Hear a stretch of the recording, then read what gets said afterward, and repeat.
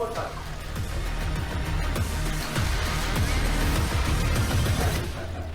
There's something that's complete rubbish.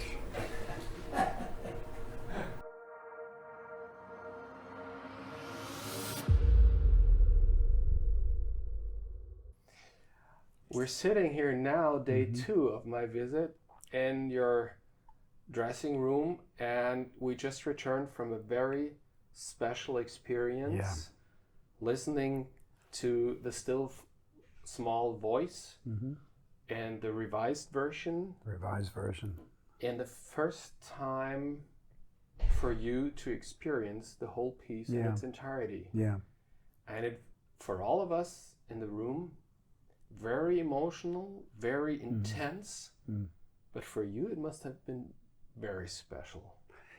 Yeah, it's one of those moments you want to capture and hold and sort of make a little eternity out of, you know? Yeah, because the idea for that piece, as I mentioned, it came many years ago. So it takes a long time sometimes for one idea to come to fruition and to actually have the opportunity to experience it. So the piece has been performed before, but I was always on the stage. And that's a particular experience. It's a lovely experience. And then the recording process is a whole different experience, because then you're the producer and you're listening very carefully to make sure that, you know, everything's in line, all the notes are right, the tuning, the tempos, the blending. So you have a producer hat on, you know, and you do one piece here, and then you go here, and then you go back and you do it again, you know, and you're waiting for the right performance, basically. And you go, okay, got that. But I had 3 days of that. But finally, today, at the end of the third day, that we had gotten through the whole piece in little chunks, and I made the request of doing one performance from the beginning to the end where I could actually sit in the audience and hear it, which was the first time I was able to hear this piece of music from the audience perspective. So that's a whole different mindset.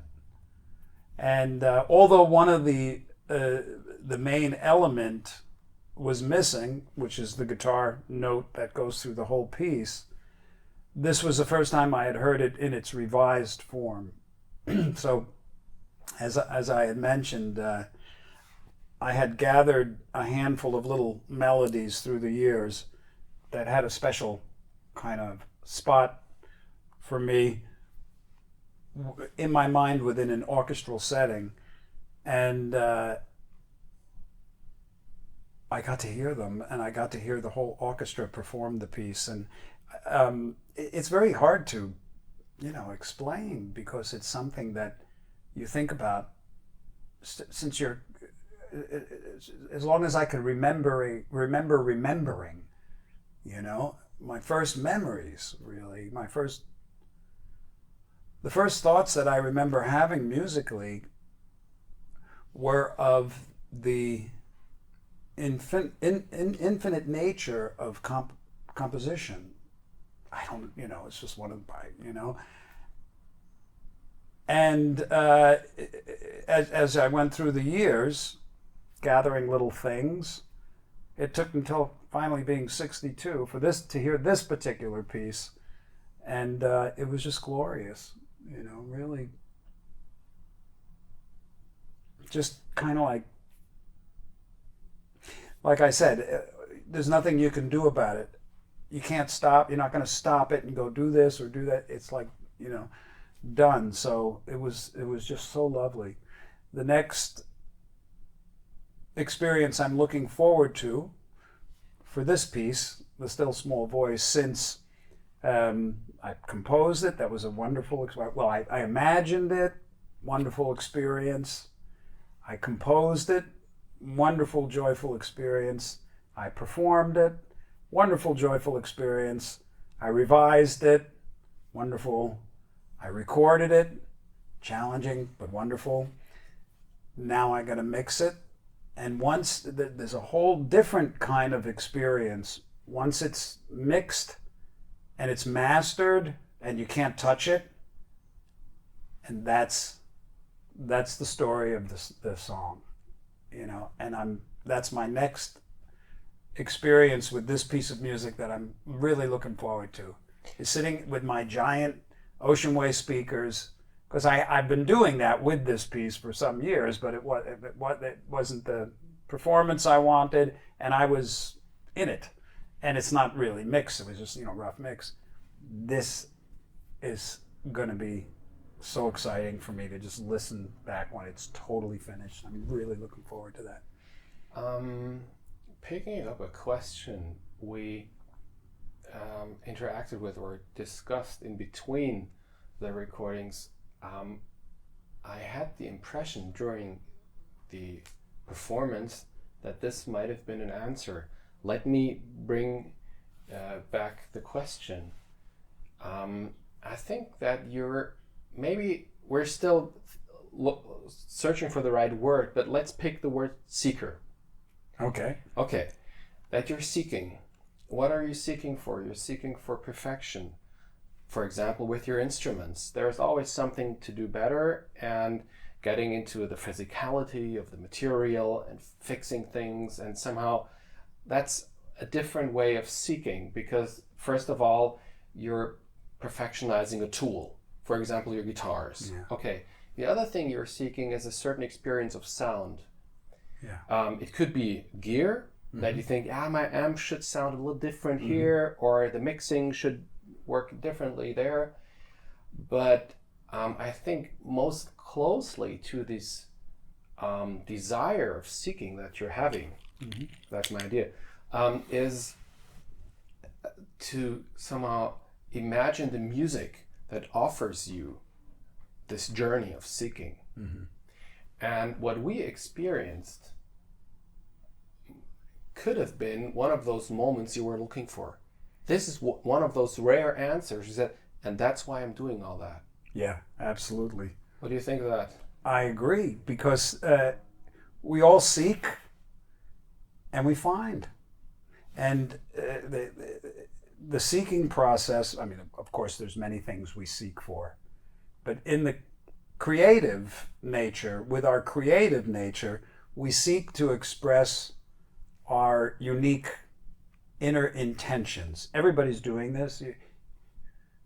This is your freedom. This is your purpose. This is your joy. This is your true feeling of fulfillment. You know that, because you seek for your inner expression. You go through the process of doing it, and then you have, in the case of being a musician, there it is when you're done. So it's like seek, find, fulfill, seek. Could it be that this special intensity that you experienced is due to the fact that you had to let go? Because before, yes, you always had control, or you had part of control. You could change and revise the score. You could discuss with the amazing musicians, by the way. Kudos to the musicians, to the conductor, and very much also with the interaction behind the mixing console and everything. But now, listening to the piece in its entirety, you were somewhat helpless. You were vulnerable, and you had to let go. Maybe is that this extra that you needed? Well, it's part of the process, and it's kind of a release. You know, you release the other hat. You're taking the other hat off, and it's kind of nice, because there isn't anything you can do except sit and listen. Of course, I could stand up and go, "No, wait, that's wrong," but we did all that. You wouldn't spoil such a performance. No, I wouldn't. No, I didn't even want to breathe. You know. So yeah, there's a particular mindset of just being there and absorbing it, and The word helpless, that almost has like an energy in it that you want to change something but you can't, or you're in a situation where you're being held. No, it's not like that at all. It's kind of like you're restricted, but it's not even a restriction. It's like you just can't do anything about it. It's done. So now you're listening, and that experience for me has changed through the years. There were times where I would take the producer hat even into the situations where there's nothing you can do about it, and you suffer, because you're like, well, this or that, or, so it's really nice when you just surrender. So it's more of a surrendering, in a sense, Maybe let's go somewhere else from some of the emotional quality, a little bit more technical, because we're also speaking here with the composer, Steve Vai. And I was thinking, let's stay with Still Small Voice for a moment, because we still have it in our head at the moment. Yeah. It had a variety of flavors, of different parts. It had melody, but also intensity, very dense parts, very abstract parts, noisy parts, so a lot involved. How did you somehow craft the contrasts of parts? Was it more like a listening experience you were expecting, or like the emotional qualities? Because what interests me is some of the quality of music, or the contrast. How did you know when to do what? I got out of the way. I planted a seed, and this is something that we all do. Sometimes we don't recognize we're doing it, but through the evidence that I've gathered of the past, I've recognized the manifestation process. And all you really have to do is imagine what you want. That's a big task. Imagine what you want. Visualize what you want. And then really, honestly, I know this sounds extraordinary, you don't have to do anything else. It happens in and of itself. You have to get out of the way, in a sense. When I say get out of the way, I mean, okay, so when the Still Small Voice, I have the paper where I wrote down what I wanted. I had no idea what the piece was going to be. I had no concept for it. I was just asked, can you write a piece of music for the orchestra? And of course, I jumped at the opportunity and I wrote, what do you want, Steve? Okay, I need an easy guitar part because I don't have time to learn anything. I want something unique that no one has ever done and that I've never done. I didn't know what that was going to be. It was not my responsibility to know. I just had to make the request. You know what I mean? And that's what I want. And I wanted to have some of the most profoundly beautiful melodies I have ever written. I'll show it to you. I have it written down. Profoundly beautiful melody. Painfully beautiful. And you're allowed to write that. It's not arrogant. It's like, this is my, opportunity. I wrote painfully beautiful melodies. And at times, intense ugliness, And so I had this list, and there was a couple other things. And as you write it, you feel what it means to already have it. And there's no other way to explain it. And then you get out of the way, and it just starts happening. As I explained, I was putting the key in the car door, and the whole thing, it was like that list, the universe, okay, let me get all the parts together. Bam! Now go do it. So I'm like, got it. Got it, thank you. Okay, and then it just unravels. That's what the melodies that came with the revisions were that third request, painfully beautiful melody. Now that might not be perceived that way by other listeners, but it is to me. It's painfully beautiful to me. It doesn't mean that it's beautiful to anybody else, but that's okay. Yeah, but you're allowed to feel good about what you do. Sure, and I would even disagree with your argument of ugliness, because with all the possibility that the music of the 20th century developed into all aspects of abstraction, that somewhat in the contrast to the melody, it might serve the purpose. That's was part of it. Yeah, but at the same time, you still crafted that. Yeah. So it's still your handwriting. It's just a different argument you're bringing into the whole setting. Yeah. Right? Yeah. You know, I don't think I used the words when I was, ugly. I think I used, how did I put it? Because it's just so remarkable to me that it came out that way. There's parts that are intense and noisy, you know, not quite as noisy as Expanding the Universe, but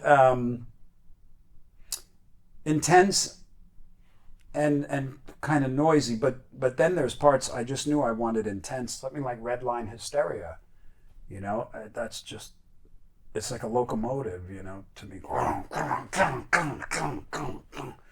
And I heard that, and I said, okay, I know what to do, you know, I know how to do that. I don't know how I know, I just know.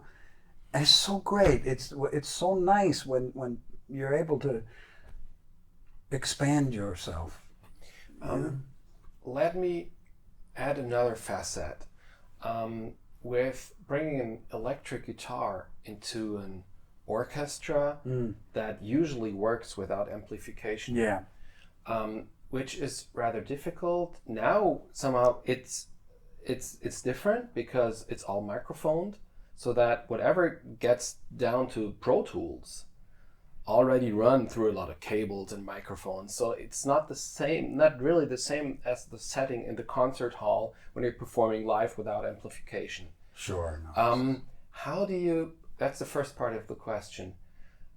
Compositionally speaking, how do you balance, or do you balance those aspects? Well, I'll be completely honest with you. There's certain pieces of music that I prefer to listen to in a studio environment or with headphones, because you lose a lot of detail when it's just an organic orchestra without, you know, PA or microphones or anything like that.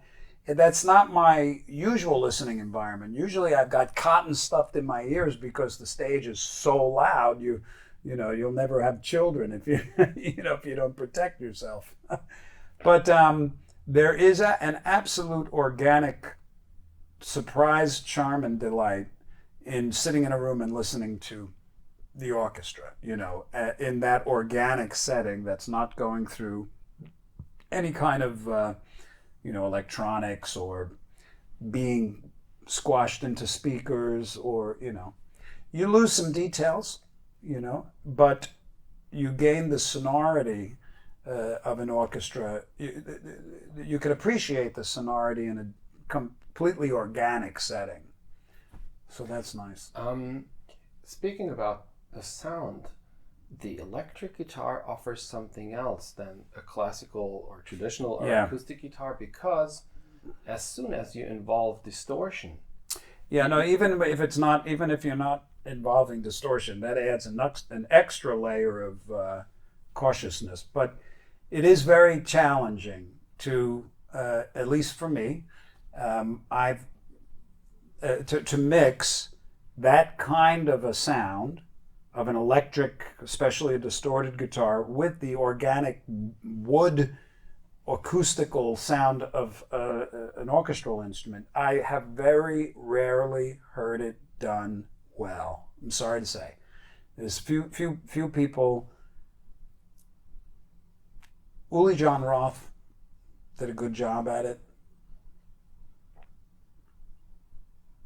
I've heard some things from the band Nightwish that I thought was pretty good.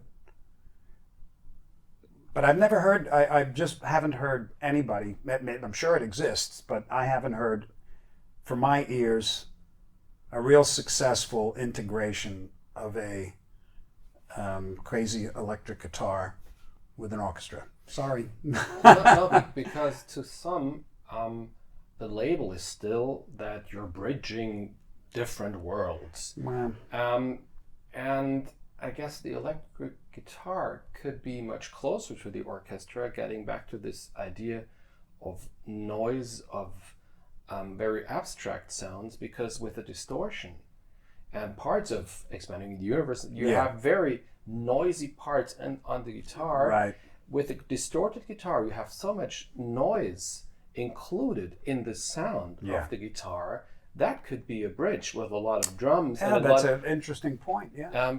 So that the worlds are not so far away. Especially, as you know, I doubt that those worlds are so separated as the narrative is. Yeah. But that's something else we'll come back to.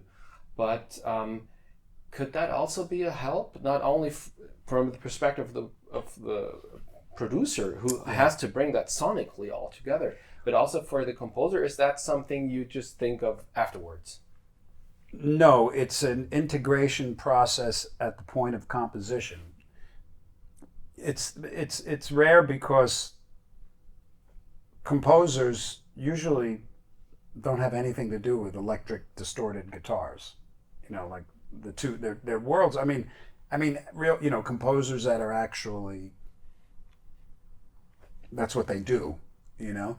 And most people that play electric distorted guitar are not necessarily schooled in the world of composition. I've had both worlds, you know, so my brain mixes them together and says, and I seem to have a pretty good inner ear for textures. Like if you, I can hear what it would sound like if all fine. Okay. I can hear in my head, you know, composers hear in their head what a cello and a tuba are going to sound like together. You know, it's, I mean, it'd be a rare kind of a thing to use, but so it's kind of difficult, I think, for a conventional composer to bring in a distorted electric guitar, because they think that, they may assume that, well, this is a melody instrument, but the sound of an electric guitar and the way it hits the air when there's wire and wood instruments in the air is just very different than what you might expect. It owns a frequency range that nothing else will quite function well in when the guitar is playing. So you have to kind of, you know, integrate that into the compositional process. And I think your point is actually a pretty good one. In something like Expanding the Universe, and to a degree, the Still Small Voice, there's vast dynamic swings, huge dynamic, but not just dynamic, intensity, noise. I mean, Expanding the Universe is almost relentless noise, controlled chaos, you know? So that kind of opens a door for the electric distorted guitar to make an appearance that's maybe can be integrated more easily than, you know, you hear it. You even touched on it. You said many people think that if I take classical music and mix it with rap, or take jazz music and mix it with metal, you know, I'm gonna have something unique. Most of the time when people do that, it sounds like classical music mixed with a rock band, or, you know what I mean? Yeah. It's really hard to find that space of organic integration. I would argue, but that's just an argument, that it is a special phenomenon of a generation who grew up, of people who grew up since the 60s, where the separation of classical highbrow and popular lowbrow, to quote all the prejudices, somehow started to fall apart because you couldn't avoid the joy and intensity of the Beatles, Led Zeppelin, you name it. And there are so many others we should name. And then also avant-garde composers started to somehow redevelop or re-experience certain energies that their own world didn't offer in that special setting.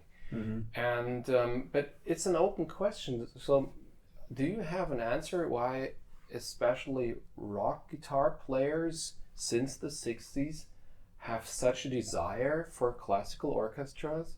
Because since you have something between, okay, Keith Emerson is not a rock guitar player, but let's bring it somewhere between Emerson, Lake and Palmer and Deep Purple and so on. But often the driving force are the guitar players. Yeah. Do you have an idea why? Well, I just think it's part of the evolution of the creativity of humans, you know. Why wasn't it before that? Kind of didn't, those elements didn't come together. There was no rock guitar, you know. And then when it came, when it started to come, the integration of it was, you know, I mean, Ennio Morricone and his film scoring, I think, was one of the first times I ever heard anybody integrating an electric guitar in such an incredible way with an orchestra, you know. And but that was done quietly. I mean, not quietly on the guitar, but he just did it, you know. And I think just we discover everything that we can, and we never stop. That's what humans do. So I think the evolution of that is just organic, really. Let's discuss rhythm for a moment. All right. Because, but maybe I'm wrong. Very often, I think you are fascinated by equal rhythms, like in your rock music. Not so often odd time signatures. We know that you can do that, but somehow, if I'm right, you're centered more on the driving beat, and when it just starts to happen. In the orchestra music, you also use, of course, very intense rhythms, but often when somehow your rock brain breaks through for a moment, it's somehow we get this reminiscence. Not so often, for example, odd time signatures. You could do so many other things. So of course it was a clear decision. What's the aspect of rhythm to your music? Because as we discussed sound as a bridge between different genres, if we want to stick to it for a moment that it's separated and use this metaphor of a bridge, the rhythm could be such a bridge as well. Could it? Well, absolutely. In that everybody hears and feels rhythm differently, you know. And I reach for odd time signatures and stuff when I get out of the way and the song says, okay, this is what it needs to be right now. I wasn't always like that, you know. In my earlier years, when I was learning the feel of, you know, adapting to making an odd time signature feel completely natural to me, I wrote crazy, insane, odd things just for the sake of doing it. It was an intellectual exercise. It was a test, you know. But then you get tired of that, you know. You get tired of intellectualizing. And there's a place for it because it's part of the educational process. But then there comes the time where you got to get out of the way. And if it says this needs to be 11/8 or with, you know, 14 notes on top of it evenly, that's because that's what it called for. If you listen to the end of Expanding the Universe, it's a section called Brutal Beauty. That is as raging a piece of music that I could possibly write. And you're hearing it right now, incomplete. But that's got this incredibly raging rhythm. I love this thing where you got, you've got a straight rhythm, but what you're hearing on top is it's like polymetric in a sense. Well, it is polymetric, but it doesn't sound that way. That that goes la da da da. That melody. If you looked at the score and what those rhythms are, while the drums are going, I mean, there's like at one point there's 6/5. Da da da da da, and not to be complicated, it had to be that to create this multiple dimension of various rhythms going on. I mean, there's many going on at the same time, and some of them are, and then there's time signature changes too. It's brutal, to perform, but it creates something that makes you feel a certain way that you're not going to get any other way. Yeah, and what I'm so thankful for being the fly on the wall here in the studio is the experience of listening in slow motion. Yeah. Because usually the experience of listening, of course, happens in time. Like with this final performance, we could enjoy because it all happened now at the same time. But during all the processes before, having a stop here, having a stop there, trying a different nuance here and another take there, it's like in slow-mo because you stick to one of the passages for quite a while and learn all the details underneath the surfaces. And that was very interesting to see how those details could be changed and what those minor changes, or it seems like a minor change, adds to the full picture. Yeah. Well, it is in the nuances, and as you could see, I mean, I would stop the orchestra and say, no, put an accent on that staccato note. Yes. And why? Because that's the way you hear it. My ear is hearing it, and it had to be that. It's remarkable to me. And I don't compare what I do with anybody because it's like with my guitar playing. I think one of the reasons why I developed somewhat of a unique style was because I just never felt good enough to emulate anybody else. I listened to like a great blues player. I said, I can't do that, but I can do this, And it's the same thing compositionally. If I'm listening to my favorite composers, I said, well, God, what are they doing? Of course I know, my musical mind knows what they're doing. I can hear it the first time and I know exactly what they're doing. But the same kind of answers you're trying to get out of me, as far as, where, why, and it's like. Yeah, and I know that there are reasons. Yeah. And some reasons are maybe even subconscious. But somehow there was a reason to do it like that, and that's why I enjoy somehow teasing you to somehow try to. Yeah, but it's inexplicable to find words for, as we had certain scenes during the recording. We said I cannot translate that into words because it's inexplicable. And let me quote one of those scenes. We were discussing a D in bar 4-3-6 in the flute of the still small voice in the repetition as a preamble. Somehow I pinned down the quote of bar 4-1-5. Yeah. And this moment was important to you. We could recognize. Very important. And it was 2 notes, but 1 note in particular.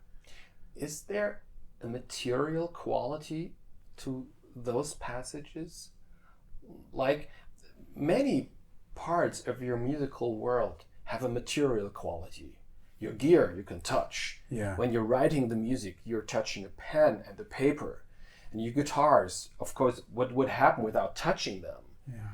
And very often, turning to your compositions, you speak of emotional quality. Yeah. But when you had to find words to communicate to the flutist, for example, what you mean, or remember this clarinet passage where all of a sudden out of joy said, and that's it, you remember.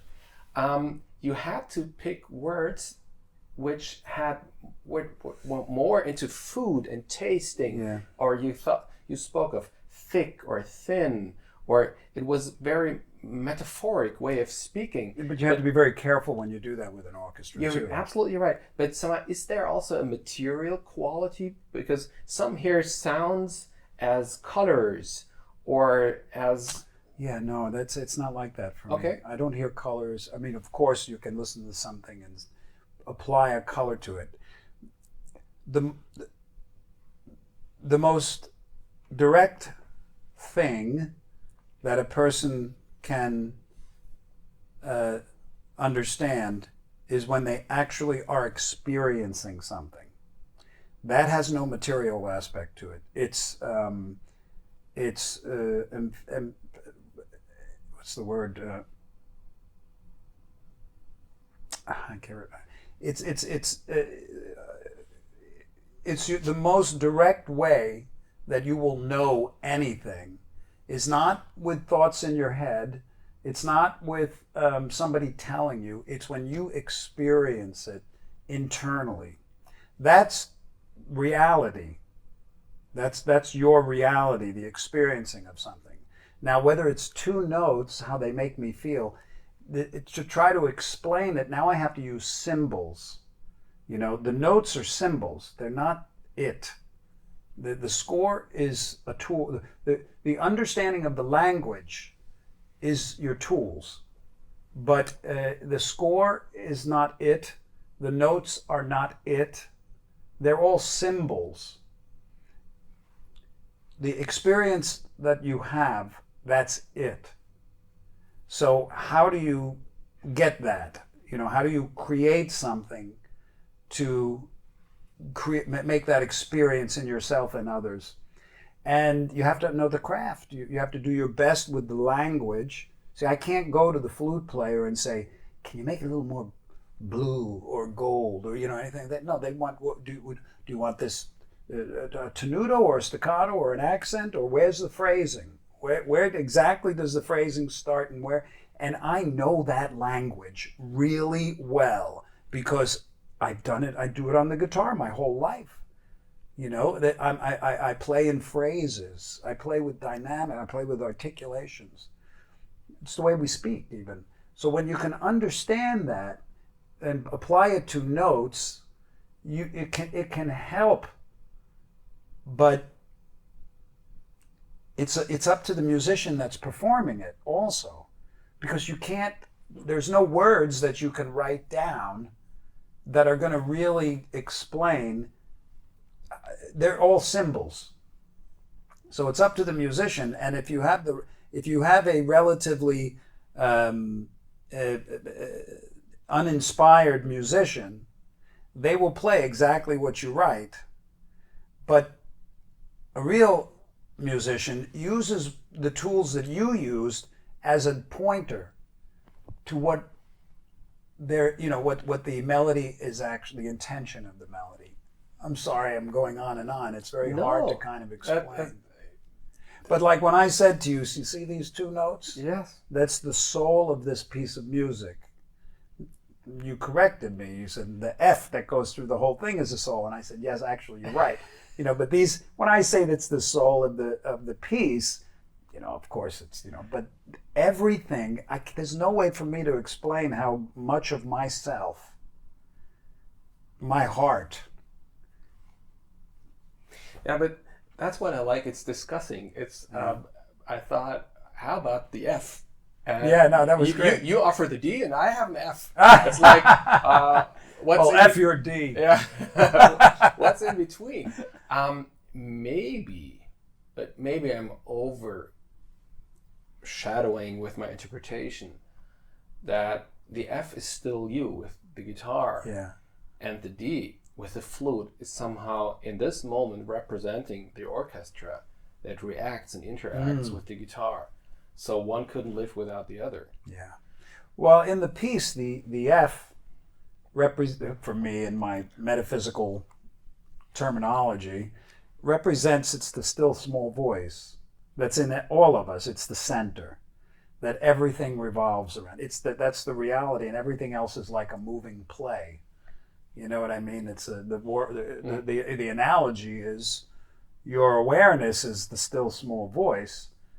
Your emotional dynamics and the way you see the world changing and through your whole life is the instruments in this piece, so to speak. And each section, that's why there's so many sections in this piece, because they each kind of represent an emotional dynamic time period in my life, but all the while there's the still small voice that is always there, and everything revolves around it, and it helps to color the experiences in my life, basically, that are represented in the melodies, the dynamics, the intensity, the ugliness, the beauty, you know. So it's a pretty deep piece for me. Yeah. Maybe to summarize a little for the viewers and listeners that are not familiar with the pieces because the recordings are not out yet, maybe you could speak a little bit about the quartet of the most important pieces of your orchestral music so far, which is the Still Something Dead in Here, Expanding the Universe, The Middle of Everywhere, and the Still Small Voice. I hope it's the correct. Yeah. Okay. Yesterday we spoke about the idea of maturing, that with a second piece you can do things different than you did with a first piece, and so on. And you have different ideas, you can do different things, but now we have like a row or a follow-up of 4 compositions. Sure, I can give you a little run through of each. Yeah, run through. And is there, like, how are they interacting with each other? Because they can, but they don't have to. So maybe you could include the way they are interacting with each other is they all came from the same guy, you know. But There's Something Dead in Here was a piece that I wrote immediately after buying my first 8-track. I was like 22 or something, and I was always hearing these things, but I had no way of creating them, you know, and hearing them. So the first thing I did was I composed for 12 guitars and a bass and a Moog or something. There's Something Dead in Here.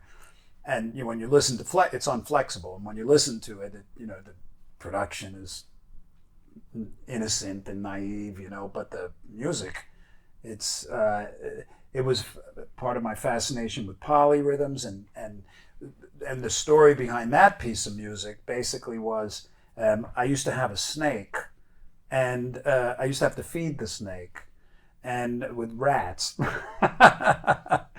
It was a big boa, and don't know why I had a boa, but anyway, one day I was feeding it, and the mouse or something the rat got out, and the snake got out, and I thought it escaped, but then I discovered that it got into the wall of the studio, and it must have killed something, because there was something dead in the wall of the studio, because the place smelled like there was something dead in there. It was the worst. And I would have had to tear everything out. But eventually it's going to go away when all the flies and everything, maggots or whatever, So I said, well, boy, what does that sound like? And I wrote, There's Something Dead in Here. And I always felt that it would make a great earmark for an orchestral piece if it was revised and blown up. And that's how There's Something Dead in Here. There's Still Something Dead in Here, which is the orchestral version. And I just love it. I've had it performed quite a few times because various orchestras that have heard it wanted to perform it. It's a totally bizarre piece. It has, if there was any orchestral piece that I've written that you can hear particular Zappa influences, that would be it. And because of just the polyrhythmic stuff I was experimenting with. So that's that. And then Expanding the Universe was a standalone piece of music that I was commissioned to write. And this was the piece of music, it's the only one so far that I've written that is really a symphonic piece with rock guitar, drums, bass, and a full orchestra, 35, 40 minutes. And it's not done. I mean, what we're recording here is part of it. I mean, I'm putting drums, it's been performed, but then it's been revised. And what I'm going to do with it, my plan is to get the drums and everything on it, and the bass, and then there's vocals. And I was hoping that I'm hoping to work with some of my more favorite musicians to kind of let them decorate parts of it. But when that's done, it's very different than, I can't even hear any. It's sort of like if you listen to my first record, Flexible, and then you listen to Passion and Warfare, it's like, did the same guy do these, So that's like the difference between all of these pieces to me. Expanding is very, very different. It gets really dense, really noisy, and scary. Now the Middle of Everywhere, and the Still Small Voice, and Turgescent, which I'm probably going to be changing the name, which is a third movement. There's the first movement, second movement, and this was just another one of those concepts where I like setting up parameters sometimes, because even within parameters is the infinite, So I came across this idea just came, and it said, you're going to create a piece of music that has no rhythmic counterpoint, meaning at no time in this entire piece of music is one note longer or shorter than the other for anybody. So just imagine that. It's hard, but that's a real challenge. That's what I like, real challenges.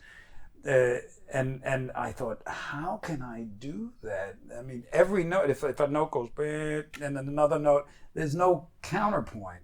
Of course, there's harmonies and stuff like that. And I just started going,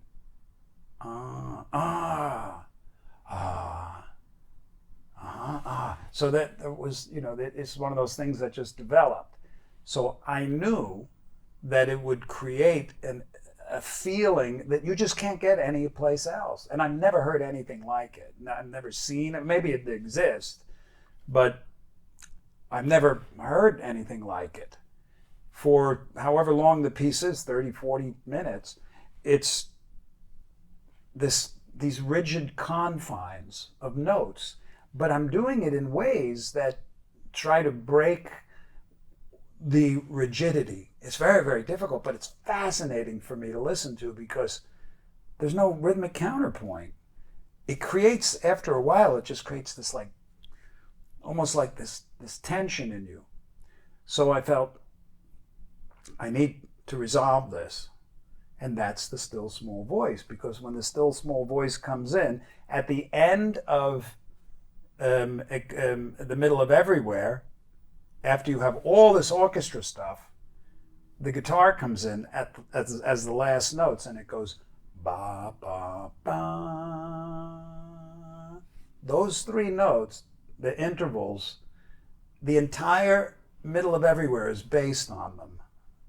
Different notes, but that theme. So then when the guitar goes ba ba ba, and it just holds that note. Now remember, you're coming from 35, 40 minutes of complete note rigidity to all of a sudden the strings come in and the various instruments join and they start moving. So they're breaking the bars, they're breaking the feeling, but they slowly do that. The notes are gaining their independence from the rigidity. It's almost like an evolution of thinking, So it's like, and then I'm free here, and then you can hear it, but this note is going through, and then it starts really opening up, and then it's all of this other stuff. But what you haven't heard is at the end of the still small voice right at the end, gong, gong, gong, gong, gong, gong, gong, gong, gong. That's where the guitar stops. And then the guitar goes, ba, ba, ba. And it resolves the whole hour of craziness, the tension, because it's kind of hard to explain. It's difficult to kind of talk about the compositional process and what you're thinking and all this stuff. But that's fun. And then the third movement is just like a coming together of everything. It's just a 2-minute piece, and it's called, right now it just has a working title. But did I get them all? I guess so. Hopefully, Yeah. on the other hand, not for more pieces to come. One day. Someday. I know, it's so time consuming. Well, it's kind of frustrating, and that's what I mean. I have to get out of the way because I have so many things I love to do. Yeah. And whether I'm touring or like something like In Violet, doing that, I enjoy that just as much as I enjoy doing anything else. I mean, when I can sit back and watch Knapsack or the Teeth of the Hydra on that Hydra, or Candle Power, which I love my life. And it's just so great to have a creative, and everybody can have a creative, everybody does have a creative life, but sometimes they don't let themselves do exactly what they want, So the 62-year-old Steve, has completely different ears and aspirations for compositional music than anything I've written so far. I mean, I got it here. I have ideas now that are just completely different than that stuff, even. And I just can't wait. I can't wait. I'm just looking so forward to just sitting there and doing that. That's great, and it's making people, of course, curious. Yeah. And some. I guess so. I'm right. done with all my questions for Good. today. All right. Not for tomorrow, but for today. So, once again, thanks so much for having all the time and for being so open and having all the details now in front of us, and just enjoy the next days here of recording. Well, thank you. And I'm so appreciative that you made the trip. My pleasure. You came here. There's an expense involved, everything that you did, and your interest. You have no idea how inspiring it is for any artist when there's people interested in what they're doing. That's like heaven in a cup. And it gives you, it inspires you as an artist to reach deeper into yourself. So never take for granted your support of all the great musicians that you support. It's like so vital. It's so valuable. First of all, thanks.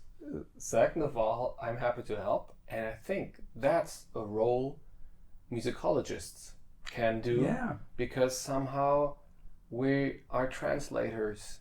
We are interacting with others, relating history with recent times. Yeah. Somehow bringing different aspects of knowledge together. Yeah. Raising questions. It is. The musicologist is as valuable as the musicians, because we're all a team. If it's a synergy and everybody's happy with this role, I guess we're having a great time, and so we do. So it's my pleasure. Yeah, thank you. Thanks. We make a good team. Yeah, we'll see what happens next. Thank you.